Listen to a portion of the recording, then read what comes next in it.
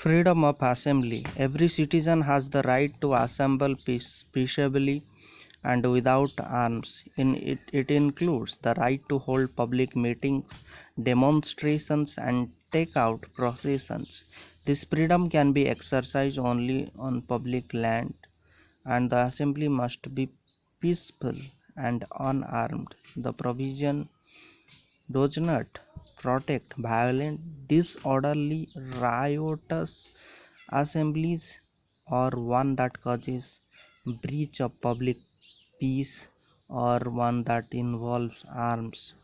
This right does not include the right to strike. The state can impose reasonable restrictions on the exercise of the right of assembly on two grounds. Point number one, sovereignty and integrity of India. Point number two, public order, including the maintenance of traffic in the area concerned.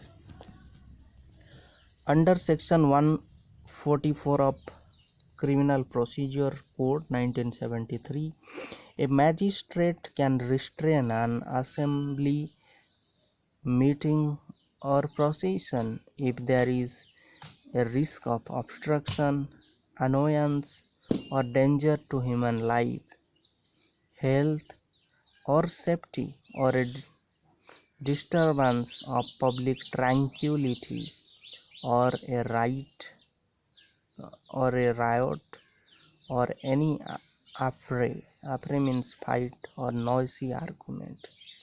Under Section 141 of Indian Penal Code,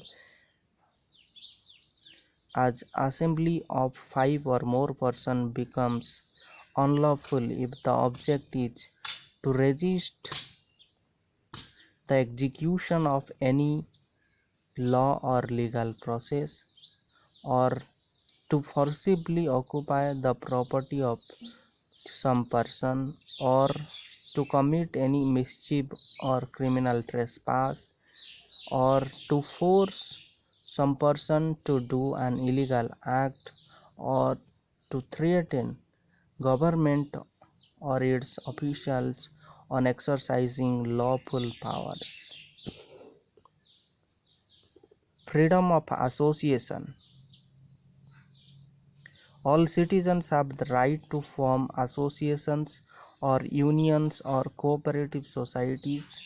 It includes the right to form political parties, companies, partnerships, firms, societies, clubs, organizations, trade unions, or any body of persons. It not only includes the right to start an association or union, but also to continue with association or union as such. Further, it covers the negative rights of not to form or join an association or union. Reasonable restrictions can be imposed on the exercise of this right by the state on the grounds of point number 1, sovereignty and integrity of India, point number 2, public order, point number 3, morality.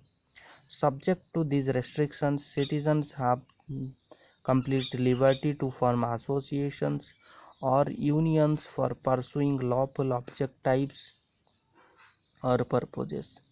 However, the right to obtain recognition of association is not fundamental right.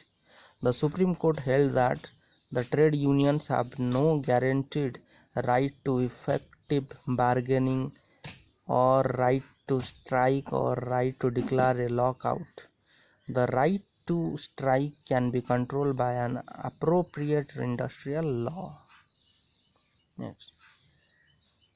Freedom of movement. This freedom entitles every citizen to move freely throughout the territory of the country. He can move freely from one state to another or from one place to another within a state. This right underlines the idea that India is one unit so far as the citizens are concerned.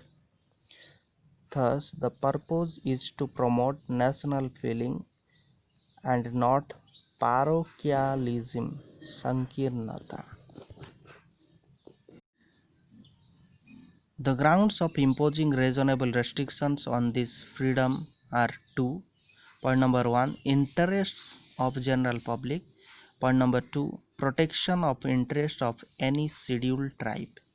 The entry of outsider in tribal area is restricted to protect the distinctive culture, language, customs, manners of scheduled tribes and to safeguard their traditional vocation and properties against exploitation. The Supreme Court held that the freedom of movement of prostitutes can be restricted on the grounds of public health and in the interests of public morals. The Bombay High Court validated restriction on the movement of persons affected by AIDS. The freedom of movement has two dimensions: internal, the right to move inside the country; external, right to move out of the country and right to come back to the country. Article 19 protects only the first dimension. The second dimension is dealt by Article 21, that is right to life and personal liberty.